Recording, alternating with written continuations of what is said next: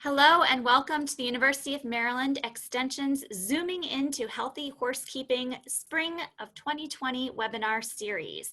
We're excited to have all of you join us live and for those that are able to join us later to listen to the recording.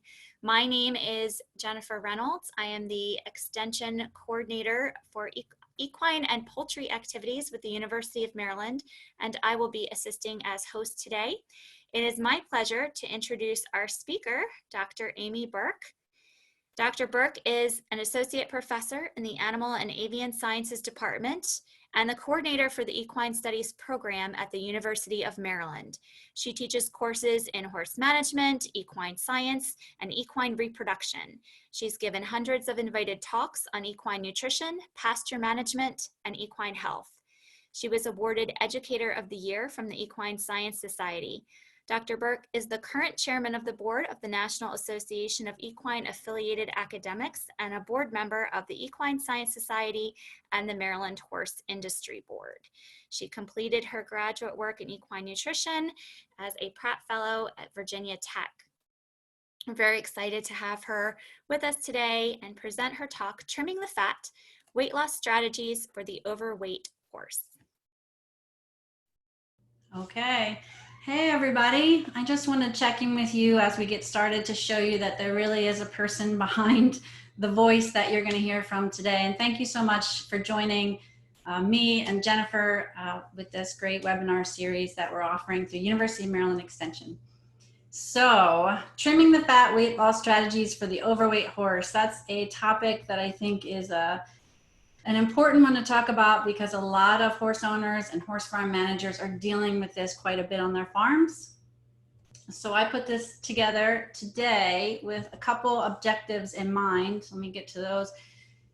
I really hope by the end of this webinar, I can increase your ability to identify overconditioning in the horse. And as we go through today, I'm going to swap out overconditioning and also the, fat horse or obesity, even those terms, I'll define them, but I kind of swap them out. I hope that you increase your motivation to prevent obesity in the first place in your horses so that you can, by increasing your awareness of the implications of obesity in the horse. And also I'd like to give you a bunch of different diverse sets of strategies for controlling body weight in all of your horses, because not all of your horses, but in the horses that are at risk. Because I think all the farms are different, horses are different, the way we manage them is different. I think that one strategy is not going to work for every horse. So I'm going to go ahead and just stop the video so you don't have to see me preaching and talking to you this whole time. But before we start, I wanted to do a little poll here and try to keep this as interactive as possible. And our first question that I'd love everybody to answer, and it should show up now, is how many horses do you currently own or manage that you think are too fat? And I'll talk about what too fat kind of means, but I'd love to know how many of you have horses that you currently own or manage that you think are too fat. All right, we're getting a lot of responses here. This is great.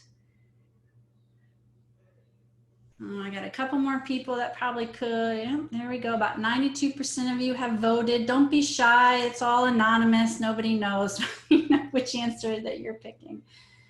All right, looks like we're gonna go ahead and close the poll, and I'm gonna share with you the results. So some of you don't have any right now, and that's amazing and fantastic. And this webinar is gonna be great to help you prevent any horses from hopefully getting too overweight. We have about 50% of you have between 1 and 3 horses that you feel are too overconditioned. And then about 17% of you say about 4 to 6 horses. So that's good. No one's in the 10 plus category. So that's great. Okay. All right. So we are going to get started here. So equine obesity is really a term that we use to describe a horse that has gotten to the point where there's so much fat accretion on their body or accumulation on their body that it's going to then cause health problems, right? And this is a picture that I kind of sneakingly took of a horse, but you guys, I think, can agree that this horse does not look like he's in the ideal body condition score state. He's a little bit on the heavier side. So we'll talk about what too fat is and how you address that or how you score that. So I want to tell you about this study that Dr. Aubrey Jakewith and I did in 2017 in Maryland, where we surveyed licensed horse operations in Maryland and asked them to self-report their incidence of horses being overconditioned. So it was ponies and horses on Maryland farms. And our owners reported that 40% of the ponies and 40% of the horses in Maryland were overconditioned. And they had gotten body condition score charts, and they could, hopefully accurately pick the body condition score of their chart, or the body condition score of their horse. And that actually agrees with what we're seeing in the United States and the body condition scores abroad in, say, the UK, where we're finding that horses are considered obese or overconditioned at about 30 to 51% of the population. So what's scary about that is, there are all these negative health implications for horses, but also that number is somewhat mimicking what we're seeing in the human population. So it's definitely a welfare concern that we need to address and get on quickly. So I wanted to kind of go over how we address whether a horse is overconditioned or not. And Dr. Don Henneke, many years ago, developed this great body condition scoring system. And many of you know it is subjective. It's not, 100% accurate, but it's the way that we assess where fat is accruing on the horse's body. Because we're not really assessing how much muscle they have, right? We want to assess how much fat, because if they have too much fat, that means we're overfeeding them. There's too much energy there, and the horses are storing that energy as fat. So horses accrue fat on their body frames over their neck, on either side of their withers, behind the shoulder there, over the ribs, at the level of the loin, and on either side of the tail head. And certainly there are other places horses accrue fat, but Dr. Henneke found that those were the areas that if you combine them and assign a score, you're more likely to really assess the fat level of a horse. And then the scores here on the right show you the scales from 1 to 9, 1 being extremely, poor, basically a walking skeleton, up through 9, which is extremely fat. So the ideal body condition for most horses is somewhere between 4 and 6.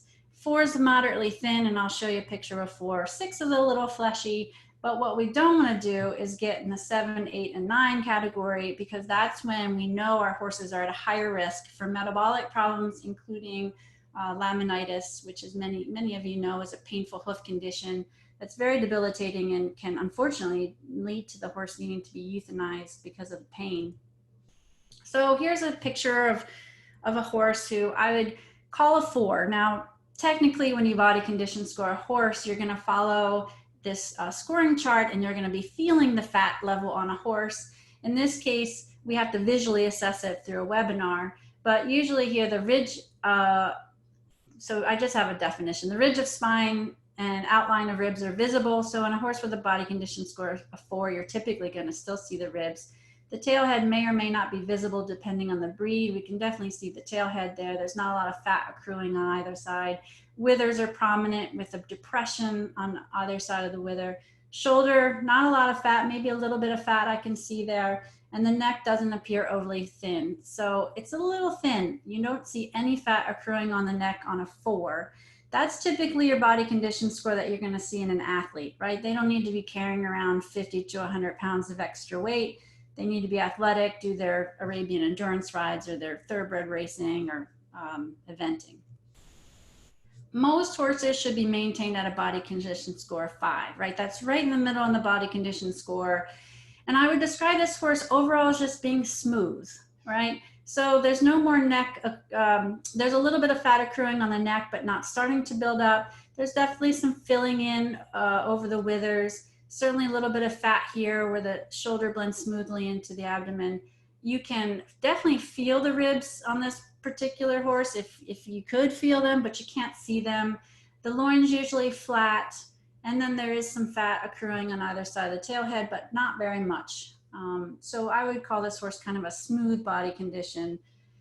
Now this next source is starting to push over into what we call fleshy. This is when fat is starting to really be visible on the horse's body frame. This particular horse is a thoroughbred. He was part of a weight gain study, and thoroughbreds aren't a breed that you would really think about as being horses that gain weight easily. So he doesn't have a lot of fat, but for him, this is a pretty overconditioned thoroughbred. So a 6 body condition, you're just gonna start to see fat accruing along the neck. You're definitely gonna start to see that filling up on either side of the wither so much that you can push on it and feel it.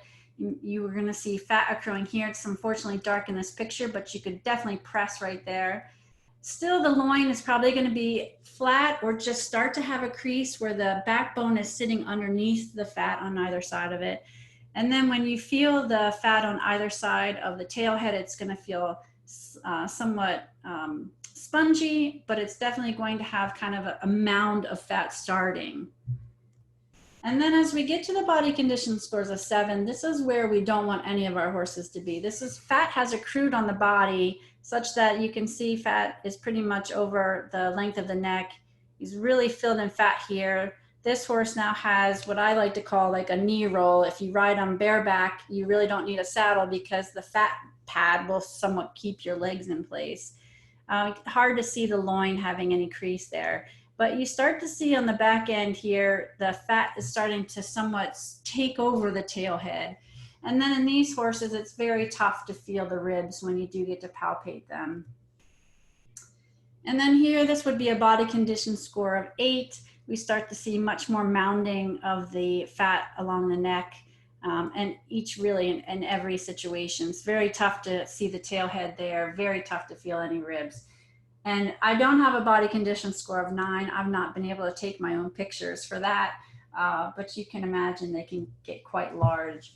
So as far as ideal body condition score of our horses, again, we want to keep them between 4 and 6. Usually the working horses are the ones that are on the body condition score of 4. Our horses at maintenance that are kind of our pasture pets, they get to stay between a 5 and a 6. A reproducing horse, same thing. I like to keep brood mares at a body condition score of 6, so they have a little bit of flesh on them when they go into lactation or into pregnancy. Our growing horses, we typically keep right at a body condition score of 5. We don't want them carrying excess energy or being too thin. We want to keep their growth rate as consistent as possible. And like I said, no horse should be above a 7. That's really when we get into the metabolic problems. It would be great if you all could keep a monthly log of your horse's body condition score along with the body weight so that you can see the changes as you change the diet, right? So this horse here is getting a diet where we don't need to change it. He looks fantastic. He's a body condition score of 5. But if you get a horse that's starting to get to a 6, maybe even do half scores, you get to a 6.5, it's time to back down on the diet, reduce the amount, start getting him to lose a little weight. So that's what we're going to talk about later today. Cresty Neck Score. I don't know if many of you know, but there is a Cresty Neck Score that has been developed by colleagues of mine, Rebecca Carter at Virginia Tech. And one of the really interesting things that they found was the mounding of fat along the neck is associated with an increased risk of laminitis. So you can see here a 0, very negligible appreciation or accretion of fat, a 1, slight rise there, a 2, you can start to see that fat laying down, 3, you can definitely see that mound starting. 4 is when you start having the fat kind of flop to either side, and then definitely by 5. So that was a really interesting study where they showed that if your horse has a Cresty Neck Score 4 or above, they are going to be at an increased risk of laminitis. So I'm just gonna really keep this up here quickly as resources. If you wanna print, Kentucky Equine Research has a great 2-page body condition scoring publication I recommend. Also the Rebecca Carter, Dr. Carter's 2009 visual here for Cresty Neck Score. It'd be great for the folks who are looking at this on the recording later to be able to pause it and download those. Okay, it's time for another poll. I really wanted to keep this interactive and make sure I knew that people were still out there because it's kind of interesting going to, whoops, hold on, let me bring down. Sorry, hold on. let me go down to our next question. So our next question is, as a result of listening to this webinar, do you feel that you can accurately assess body condition score? I'm sorry. As a result of listening to this webinar, do you feel that your ability to accurately assess body condition score has improved?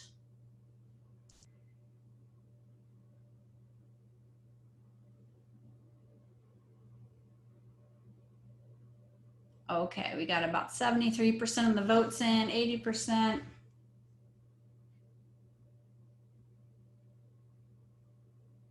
All right, so let's go ahead and end polling and we'll share the results.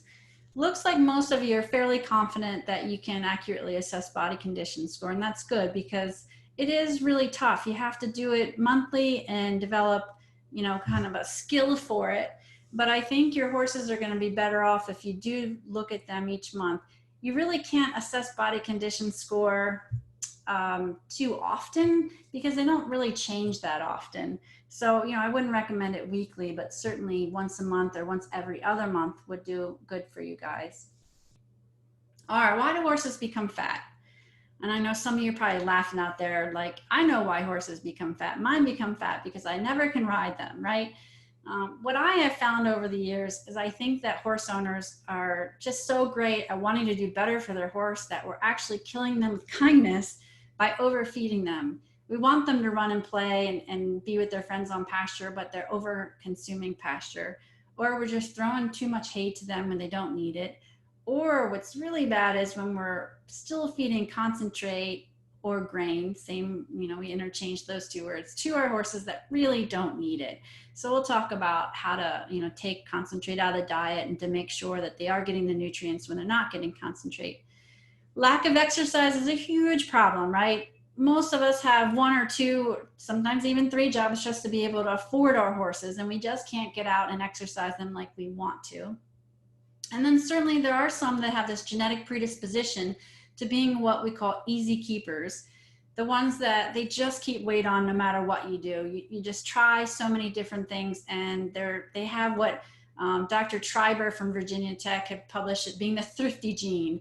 And that's somewhat true, right? There are certain breeds like ponies, miniature horses, Morgans, Arabians, Pasafinos, among just some of the breeds that are those easy keepers that tend to gain weight easily.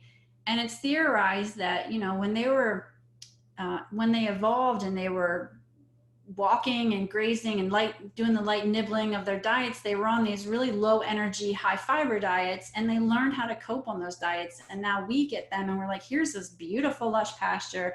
Here's all the concentrate, you know, handfuls of concentrate, pounds and pounds. And they just don't need that type of diet. So the reason why, as many of you know, that we tend to worry about obesity is there's just a lot of negative health effects that can become associated with your horses being overweight. One of them that I've mentioned several times already is laminitis, and that's inflammation of the lamina between the hoof wall and the coffin bone of the foot, and it's very painful. I've had it described as feeling like someone's ripping your fingernail off, and then you have to walk on your fingernails. So I can only imagine how painful it is for the horse. But that can be, you know, life-ending. Laminitis can be very severe. Equine metabolic syndrome is a condition whereby it's usually a horse that's a body condition score of 7 and above, and they have insulin dysregulation, where their body isn't regulating glucose as well as it should, and you get increased levels of glucose and insulin in the body, and that's often associated with laminitis as well. Poor athletic performance. I've read countless studies where horses with high body condition score didn't perform as well as horses in lower body condition score, usually in the body condition score range of 4 and 5. Degenerative joint disorders. Certainly we are so worried about our horses' joint health in the horse industry, and we give them lots of joint supplements, but think about how hard it is for a joint to be healthy when that body is carrying, you know, 100, 150 extra pounds around. Heat stress, it's definitely harder for our horses to dissipate heat through fat layers. And so if you're exercising them in hot and humid climates, then it becomes very difficult for them to thermoregulate, and they can succumb to heat stress. Developmental orthopedic disease in young foals There's lots of different related disorders with developmental orthopedic disease, and we try not to overfeed young horses to avoid those. And then cost to managers, right? So in the study by Dr. Jakewith and myself, we found that on average, the over-conditioned horses were associated with an increase on an annual basis of $434 and change to their owners, meaning they spent more money to manage them than their non-obese counterparts. So when we extrapolated the fact that 40% of the Maryland horses were overweight, we kind of took it a little farther and we said, okay, if everyone in the United States has 40% of their horses overweight and you have to spend that much more money on each, it actually turned out to be a $1.6 billion US economic impact, meaning really a negative impact to our horse industry, that we're spending this extra money to manage them. So there's a financial reason why we also want to not have our horses be obese.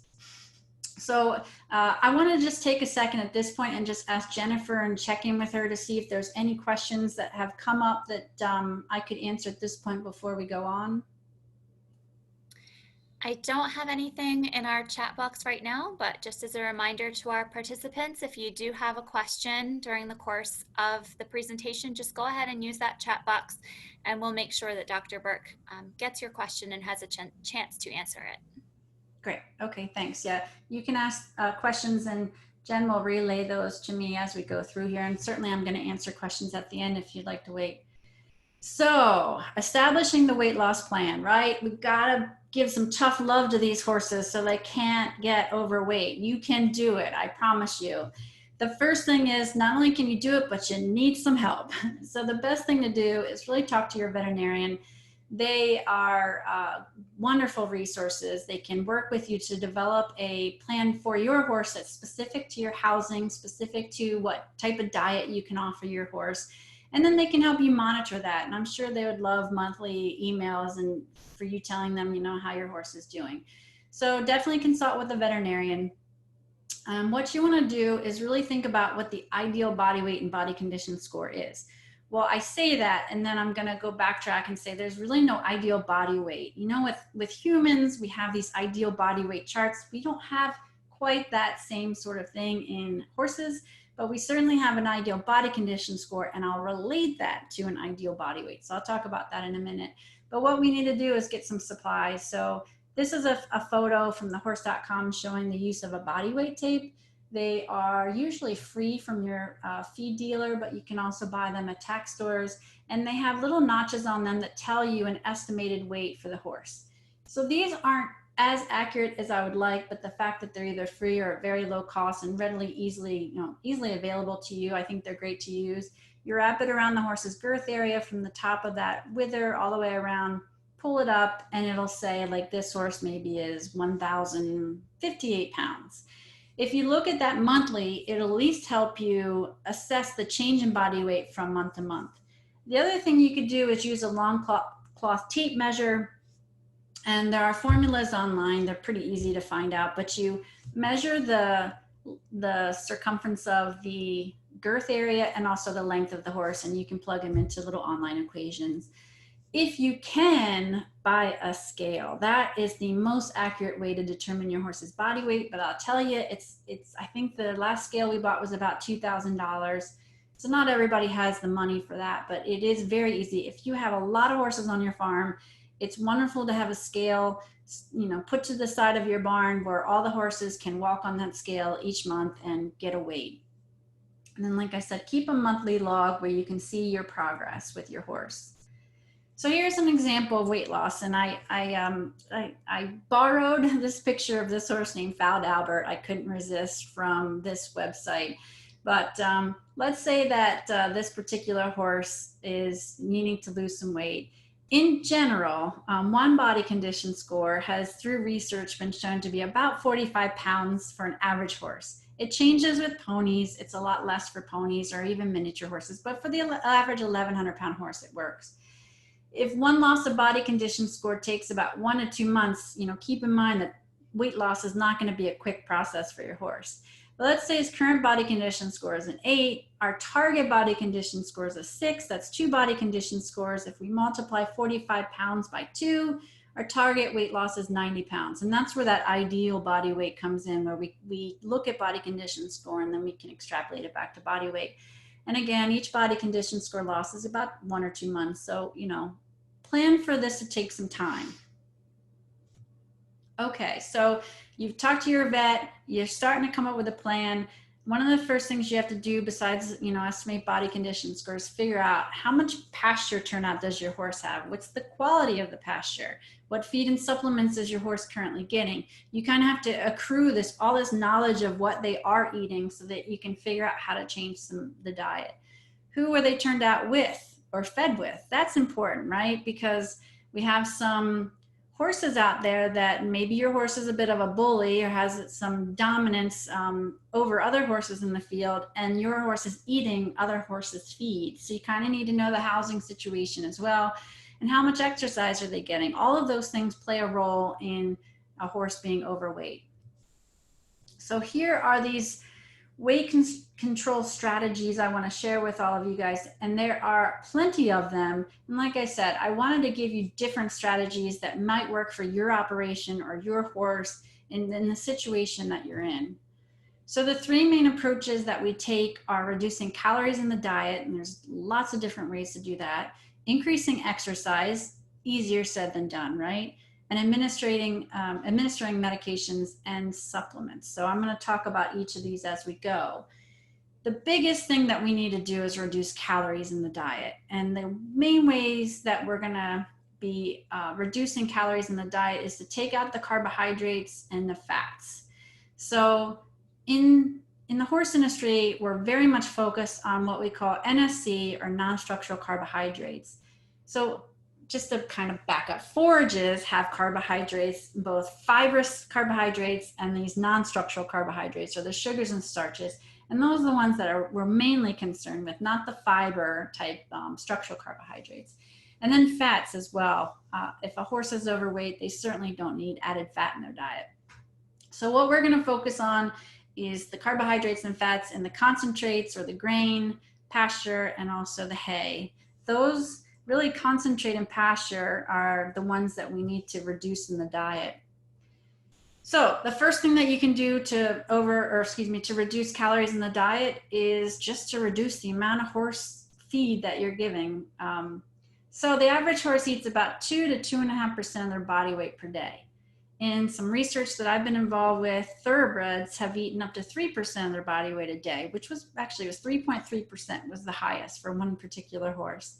In ponies, though, they will eat up to 5% of their body weight if you let them. You got to watch, though. They're like little lawnmowers, right? So the average horse should eat about 2% of their body weight a day. So if you have a 1,100-pound horse, that's going to be about 22 pounds of forage and maybe a little bit of concentrate. So let's say 20 pounds of forage and a couple pounds of concentrate.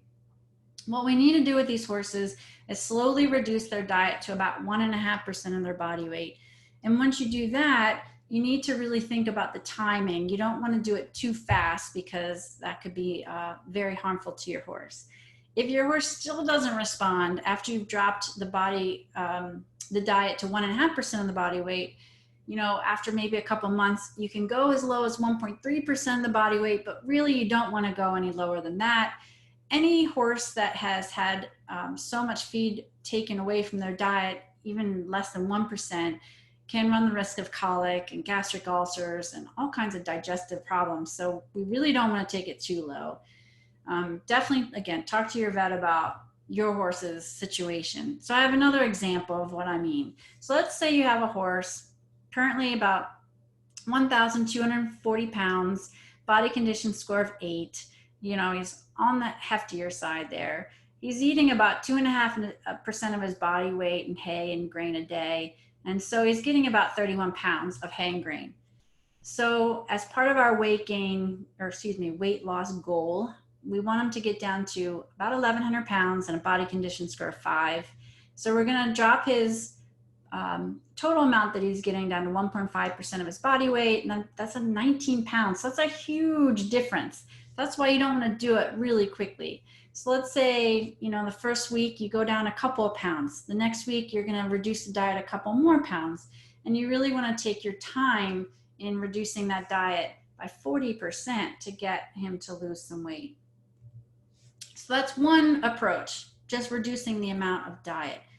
The other one that really, when you're taking things out of the diet, one of the first things that you need to think about to take out is concentrate.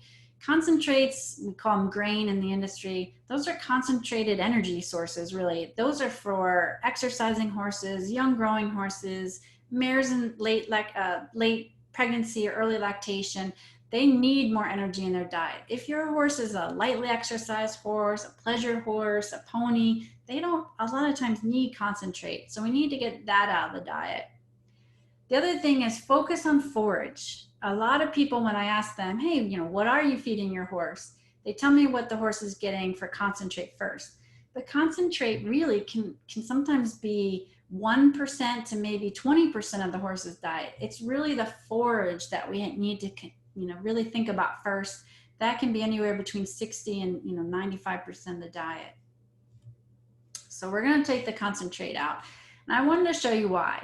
So I just have a little chart here of showing you some feed stuff. So Bermuda grass hay is a warm season hay that's known to be lower in fructans. Grass hay, like your typical cool season grass hay, Timothy or orchard grass. A legume hay would be like alfalfa, beet pulp, grass pasture, rice bran as a supplement, growing horse feed, and a show horse feed. And what I've done is put up there average nutrient compositions for NDF, which is the structural fibers like the woody parts, the stems, for instance. Sugar and starch are non-structural carbohydrates, which are also shown here. They're just added up here. And I want to show you how different feedstuffs differ. So Bermuda grass hay is a warm season grass hay. It's pretty low in non-structural carbohydrates. So most grass hays are pretty low. Legume hay is a little higher. But what we really want to worry about is look at the rice bran, the growing horse feed, the show horse feed, and even straight oats, very high non-structural carbohydrates.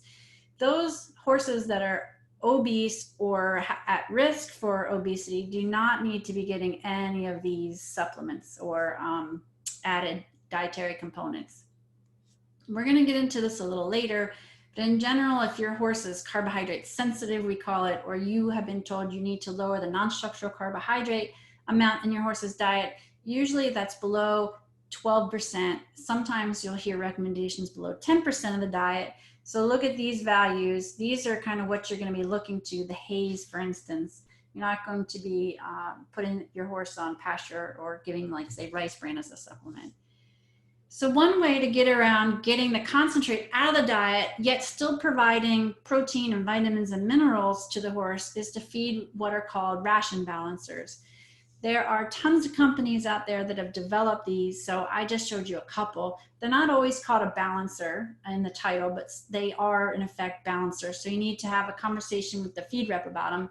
But they're low in energy, higher in protein and vitamins and minerals. And what I love about these is that you're feeding them at a really small amount every day, very small rate. So 0.5 pounds typically for the pony to 1 pound for your typical horse in, this balancer. So they are called a balancer because they balance out what the forage doesn't provide. You could do, feed a balancer to a pony. We have had some experience with, say, miniature horses and ponies for our research studies, and we find that we just actually go and find a really nice multivitamin and mineral supplement. It also has some protein in there, and we feed about a handful a day, so 1 to 2 ounces a day. So you can feed a straight forage diet with just a little bit of these ration balancers or a little bit of vitamin and mineral supplement and provide everything you need for your horse. It doesn't have to have concentrate. All right, Jen, one more check-in here and to see if there are any questions. We do have some questions. Okay. We had our first question was asking about the results of the pasture grass study that you and Dr. Jaquith had worked on a while back. I don't know if you want to address that now or at the end, but that was one. Right. So that probably is related to our turf grass studies. Yeah, I probably should wait till the end on that because I could talk about it for a long time. But we did find a few turf grasses that were very hardy that would be wear tolerant, but maybe our horses wouldn't overgraze them so that we could use them as a diet horse pasture. Unfortunately, we didn't have the gold standard turf grass to use, and we are working on getting grants to kind of find some additional turf grasses. But Stay tuned. Still, the jury's out on whether we can use turf grasses as a diet horse pasture. But thank you for that question. Our next question says, I have a draft cross that gets 0 grain and wears a muzzle 24/7. He continues to gain weight. We're moving him into a stall for half a day and hoping that helps. Any suggestions? You know, oh gosh, that's really difficult. Sometimes feeding these horses can be a challenge. I have just been reading up on some newer studies, and they actually, in some very weight resistant horses, suggest feeding half hay, half straw to your horse. In that particular study, they did find the horses lost weight when they had half straw added to their diet, and they didn't have any incidences of colic, which would be my concern. Certainly discuss that with your vet. I don't know if they'd recommend that. But we are going to talk about some medications that you can try with horses when they are very resistant to losing weight, which it sounds like with your horse. And the last question that we had started with sort of a question about clarification. Was it 1.5 to 2% of the body weight in hay per day, or 1.5 to 2% total feed consumed per day? Okay, yeah, that's a good one. By the way, to go back, we're still going to keep talking about strategies. So hopefully there'll be additional strategies you can try with that draft horse. But so it's 2% of the body, 2% of a horse's body weight per day in the total diet. Typically, let's say with the pasture horse, you can do 2% of the diet as hay, or 2% of the diet as pasture with a balancer or with a little vitamin and mineral supplement. So if you're going to reduce the diet to 1.5%, you're going to cut out a good bit of forage there. And the follow-up point or part of this question was, I weighed horses when I moved them to the next pasture to compare monthly weight. I had one that gained 78 pounds in 18 days. She's not got a high body condition score, but she has a giant belly. Thoughts Okay. on that? Right. So one of my rules is that when I weigh horses frequently, I don't get worried about up and down weight gain and weight loss unless it passes the 50-pound mark. So for your horse gaining 78 pounds, I would consider that a true weight gain. Sometimes the body condition score takes a little while to follow the weight gain, but certainly you should start to see some more fat accrual on your horse maybe in the next, 3-4 weeks. So I would be concerned about that horse and maybe look at some strategies to reduce the time out on pasture, or maybe even using a muzzle. But yeah, I don't typically worry, like if a horse gains weight, so says the scale, about 30 pounds today, I'm like, that could be bowel ballast, or what we refer to as feces, being in the bowel, digestive being in the bowel. But 78 pounds is a good bit of weight gain. Also, whenever you have those wonky numbers, you can always weigh them again just to make sure, because sometimes the scale's off just for whatever reason. All right, I'm going to keep going, and then we'll keep answering questions at the end here. So we were talking about pasture, which is a great lead into reducing pasture intake. Pasture is a great nutritional source for horses, right? It has water, it has vitamins, proteins, minerals, but it also has digestible energy, or energy in the diet, that when horses consume too much, it'll cause them to gain weight. So one of the strategies that is recommended is that you create a dry lot, which is a dirt lot, or it could have some stone in it. And you put your horse in here instead of out on pasture, so that they can have their diet controlled. So you can order special hay. You could bring hay in that is lower in non-structural carbohydrate, or is a more mature hay, so it's lower in carbohydrate levels. And you can feed them in the dry lot, or the loafing lot, we call it. The problems, though, are numerous, right? They're stuck in the small lot. They're not moving like they were out on pasture. It is an increased cost. I mean, just look at this picture. You can see they're ripping down boards. They're a lot of times horses start chewing because they're bored. They're not moving as much. These areas are highly erodible because of the dirt. When the rain hits it, they start to erode, and then we have an environmental contamination issue. And it's tough for weed control.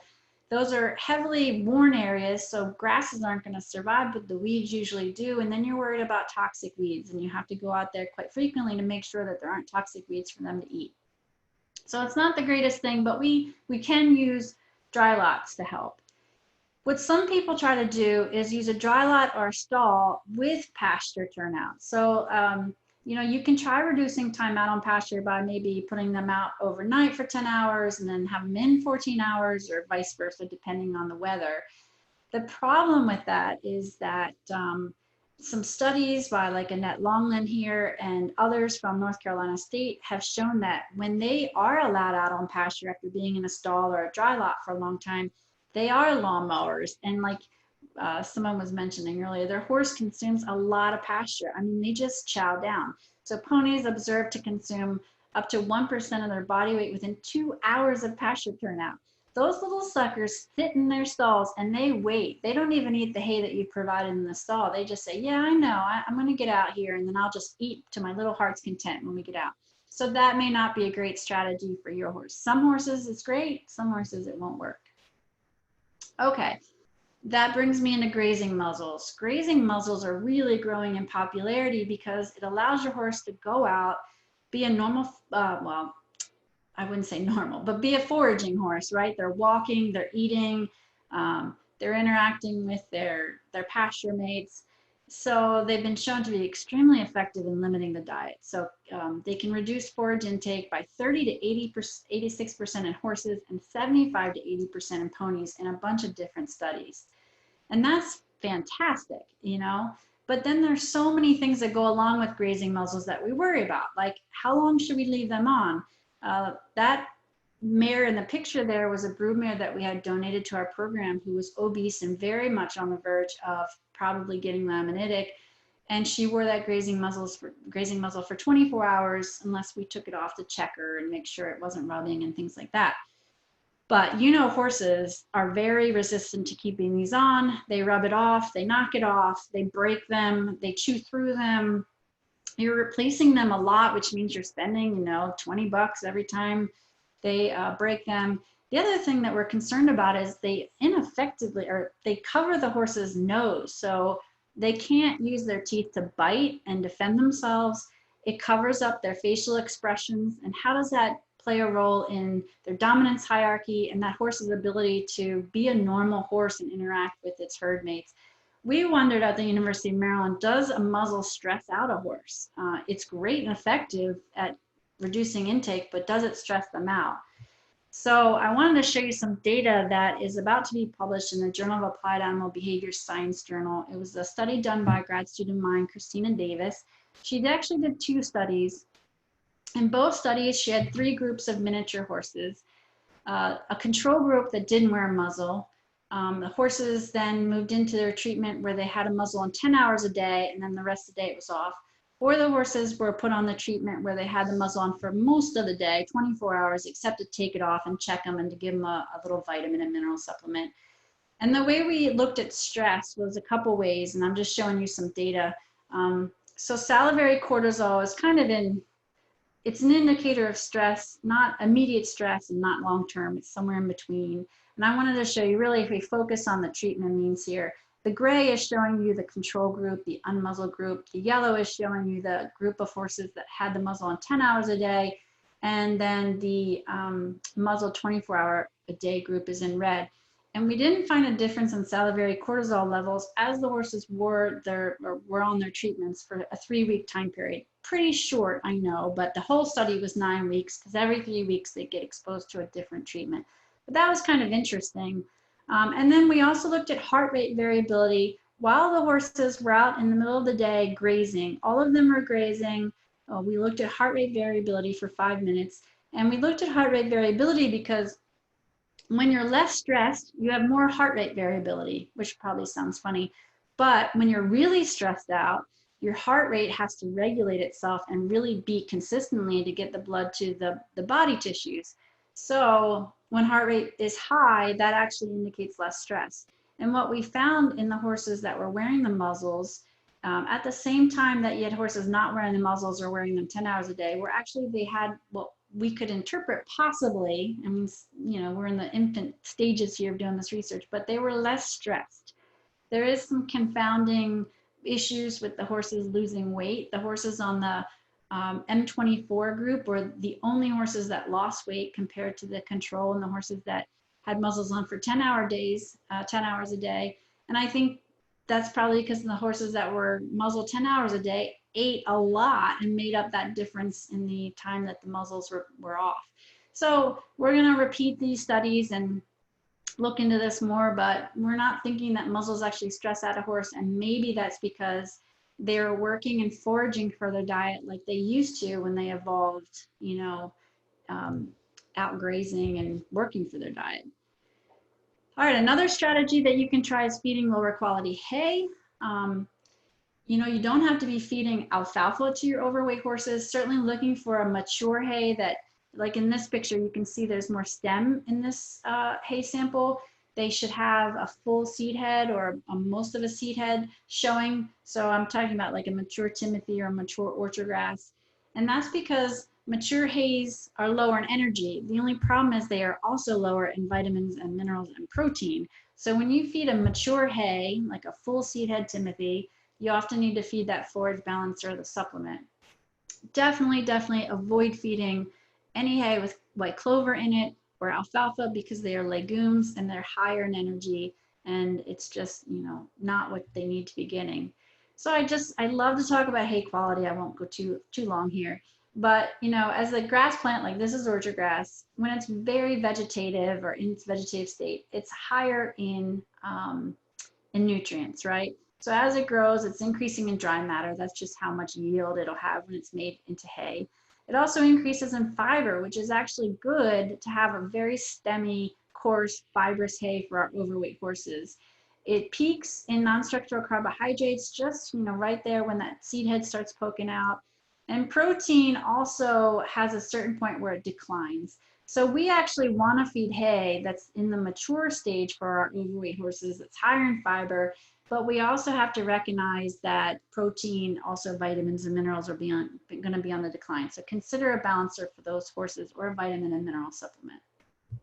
Also, I have to do a shameless plug.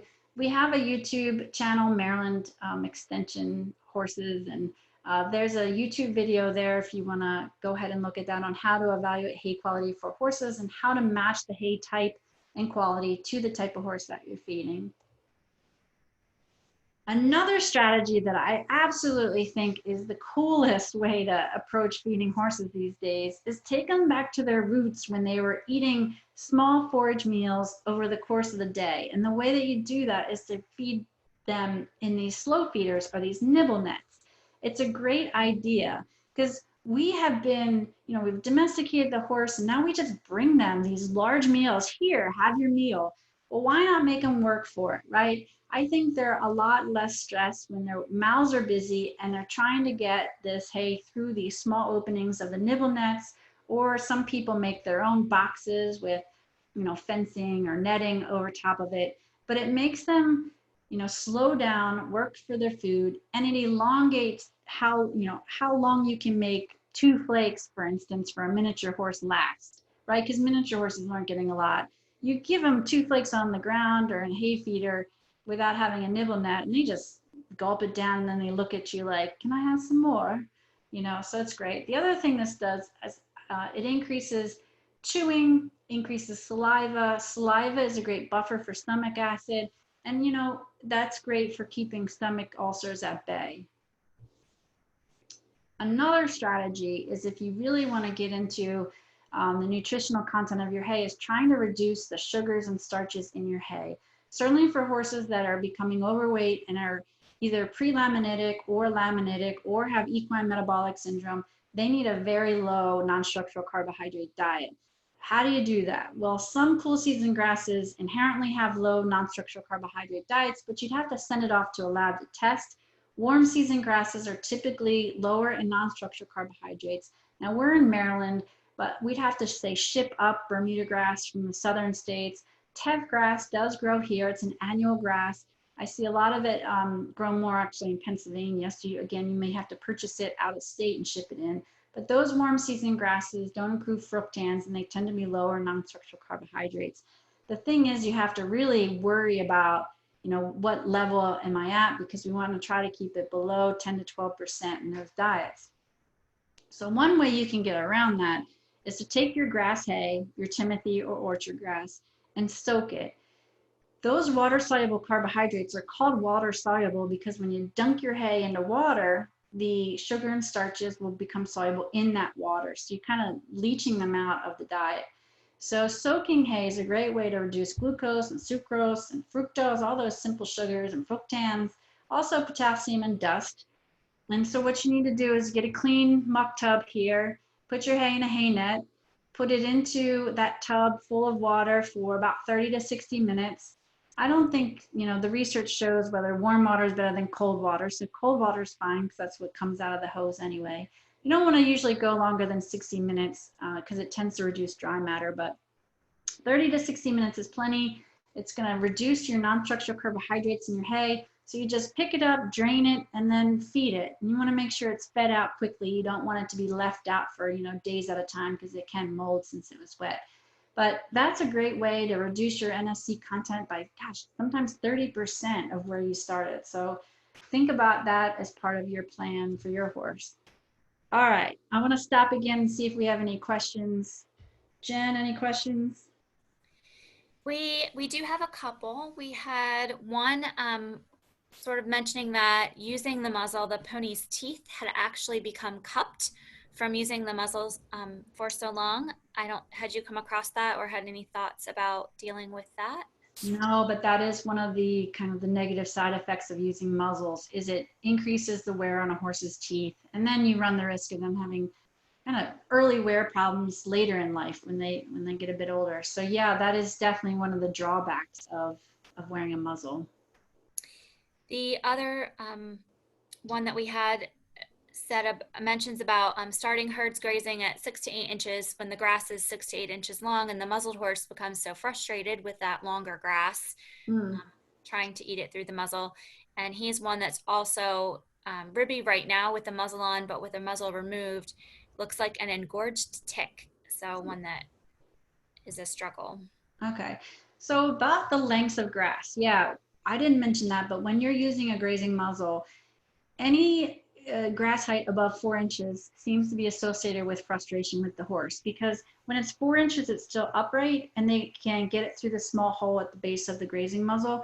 When it gets to be taller than that, it lays down and then they're slamming the grazing muzzle against the ground a lot of times to try to pull a little bit into that little hole, that 1 inch hole at the bottom of the muzzle. So what I would recommend and what we did for our research study to avoid that as being a factor is we actually put our mower as high as it would go at 4 inches. We had now I can't think, drawing a blank, but our batwing mower, we put that as high as it could go and we went around the field and brought it down to a little bit more consistent, like a 4 inch level. Certainly there were some grasses that were a little taller and that'll take out that resentment, I think, and really the damage that they do trying to get the forage that's laying on its side. All right, I think I'm going to keep going here. We don't have much longer. We're going to finish up just talking about exercise and medications. So, increasing voluntary exercise is really important with these horses. I know it's easier said than done. Put them in a large pasture if you can, more than 2 acres, and separate their feed and water so that they have to work to get to their feed and then they have to walk to their water and vice versa. You can also add a pasture buddy to encourage play. There's nothing that says I love you more than adding a yearling or 2 yearlings into a field with an overweight horse. Oh, they're going to love you so much for that, right? Because then it's going to increase their voluntary exercise. There's been some recent research on dynamic feeding systems, very interesting, where the feeding system will open a door, and once the horse sees that the door to the feeding system is open, they have to walk around a series of fencing to get to the other side to eat the hay. The door shuts, opens on the other side, they have to walk around again. And that again, just increasing voluntary exercise. And then some people try a pasture paradise, which is a pretty elaborate way, I think, to manage horses. Seems like a lot of labor. I don't mean to be negative in the beginning. It just seems like a lot of work, but maybe not. I've not done it. They make a path around a pasture or set of land where sometimes they have hills and logs and other things for them to traverse and go through, but they move the hay in the system so that horses have to move and find the hay every day. And it's a way, again, to increase voluntary exercise. The more voluntary exercise that your horse has, the better to keep their body healthy. There are other ways to do it. You know, exercising 3 to 4 times a week for 30 to 45 minutes is ideal. If you can do it, go for long walks. You and the horse lose weight that way, right? You know, asked to prep a thoroughbred yearling for sale and you're going to be walking 45 minutes a day. That's actually my favorite. Lunging horses, riding horses certainly would be great. Putting them on an exerciser if you have that. You know, this is our exerciser.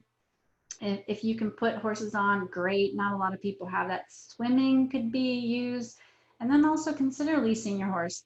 It's a great way to stay an owner of your horse, but also get them exercise. Some, you know, young pony club or a 4-H child would have the benefit there of riding your horse, and your horse would have the benefit of the exercise. All right, medications and supplements. There's really, and I hate to say it, there's really no good research evidence that shows that medications and supplements reduce the adiposity of horses. So, you know, it's kind of a last resort. They may try them, your veterinarian may try them in weight loss resistant horses like the draft horse we were, you know, referring to earlier. One of the ones that gets given is levothyroxine sodium.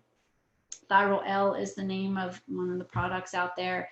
It has been shown to be effective in inducing weight loss and increasing insulin sensitivity in healthy horses, but not in actual overweight horses. But again, it is used as a last resort. The other thing is the supplements. There really isn't a supplement that has been shown in research settings, at least, to be effective at, you know, weight loss. Certainly, there are products like chromium and other products that get, you know, put into supplements, but unfortunately, there's just nothing I can tell you that is this magic bullet, I guess, that reduces weight loss.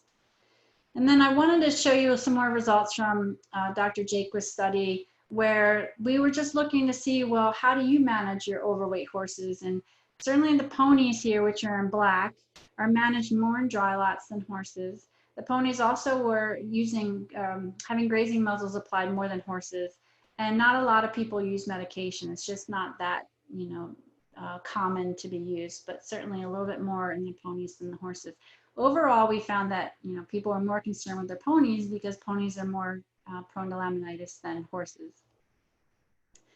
Just keep in mind that losing weight quickly can also have, you know, bad implications for your horse. So hyperlipidemia is a condition that if you try to get them to lose weight too fast, they can start rapidly breaking down their fat stores and their triglycerides, and that can really lead to some illness in your horse. Gastric ulcers, if they don't have a, you know, a hay or a high fiber substance in their bellies throughout the course of the day, then that acid can eat away at the lining and cause ulcers. Stereotypical behaviors, they may start to get bored because they don't have anything to do, and they may eat manure like coprophagy, or even start chewing on wood. Whoops, this one always gets me. I don't know how that still stays in my lectures. It's supposed to come out every time. Just ignore that. It must be a running joke with me now. And then just keep in mind, you know, obesity in horses is a very serious health and welfare problem that we really need to address. And I'm so glad that you guys have listened to this webinar today. There are a lot of negative impacts of obesity on horses, including laminitis, reduced performance, and an increased cost to the horse owner. We can reduce weight loss, but we have to change the diet and we have to increase exercise. And I want to leave you with a comment here by Albert Einstein: intellectuals solve problems, geniuses prevent them. So what we really should be focusing on is preventing this from happening instead of treating it when it does happen. Okay, one last poll. I know we lost a few people, but if you could take one last poll for me. No, oops, sorry. Let me just bring this poll up here. Poll 3 is, as a result of listening to this webinar, will you be implementing one or more of the weight control strategies discussed today? So if you could take that and answer that for me, that would be great. We have yes, maybe, no, and don't know. All right, we're at 76%. 84% of you have put in your polling answer here. All right, it looks like many of you will be and some of you might be, which is great, right? Maybe you were just learning some new ways to think about weight loss in your horse. Okay, at this point, I'd love to take questions. If you have additional questions, just go ahead and type them in the chat box and Jen will let me know. We did have a comment. One of our viewers, a good friend, just set up a paddock paradise system, and the horses do really seem to love it. We'll have to see how they adjust long term. Fantastic. I think I love the idea of those. I had the chance to visit one, and I was just overwhelmed by how much labor it took for the owner, but it's certainly great for the horses. We did have a question that about the muzzles, what type of muzzle you recommend, and any tricks for keeping them on. You know, that's a good question. We ordered probably 5 different muzzle styles and tried them on different horses, and I think it varies with the horse. I can tell you that we used a Tough One brand for our grazing muzzle studies. Not that I think they're better than the others. Those are just the ones that we ended up choosing. And no, the company, I swear, didn't give us any money for that study. I think it varies. There are certainly ones like the baskets, they look a little tougher. But I couldn't tell you. I don't know that any research has been done on muzzle style and what's more effective. What I find is that people buy a muzzle and the horse tells them whether they need to buy a different kind because they knock it off or break it or just destroy them out in the field.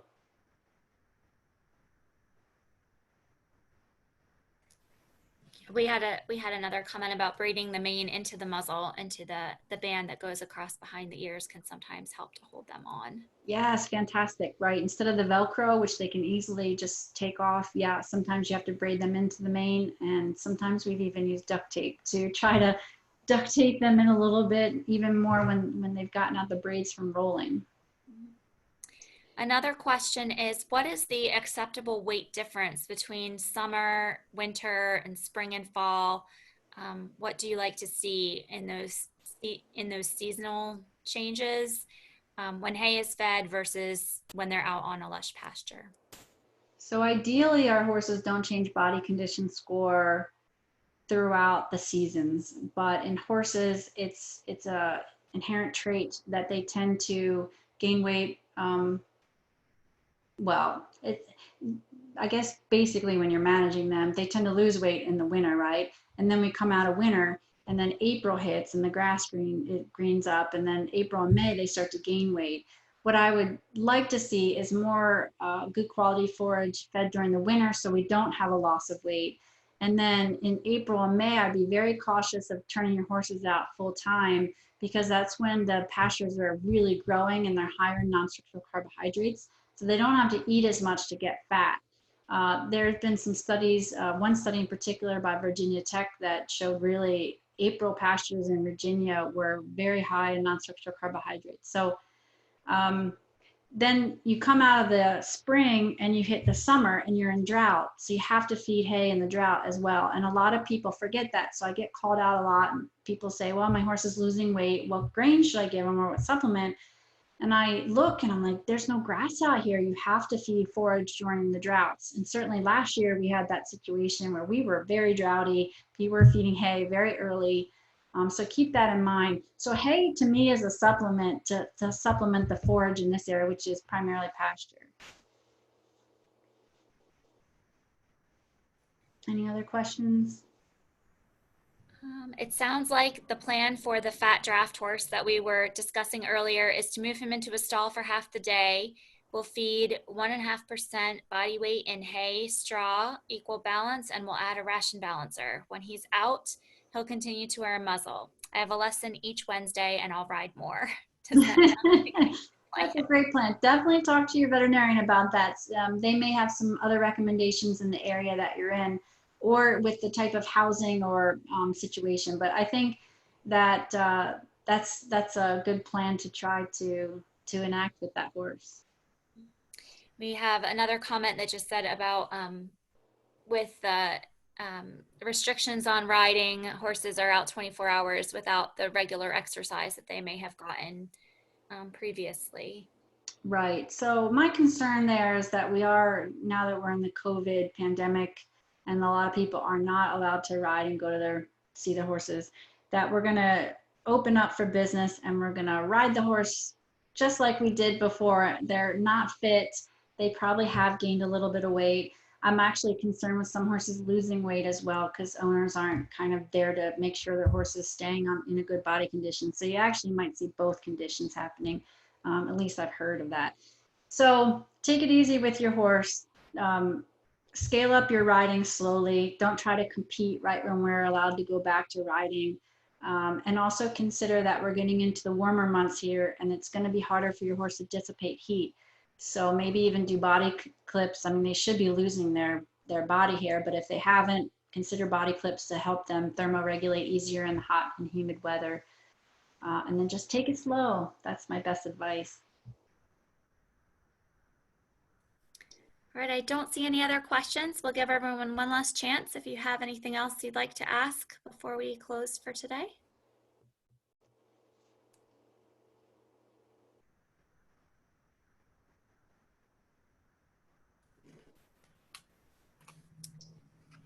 Okay, I don't see anything else. So with that, we'll conclude our webinar for today. We certainly hope that you've learned some valuable information and gotten your questions answered.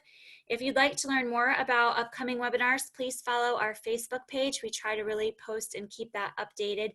Equine Studies at University of Maryland is our Facebook page, our social media contact. And if you like watching webinars in your own time from any location, we have several others on our University of Maryland Horse Extension YouTube channel. So please check those out, subscribe to our channel, and share those with anyone else that you think might be interested. So thank you so much for joining us today. I hope that you have a great afternoon, and we look forward to meeting with you again later this month.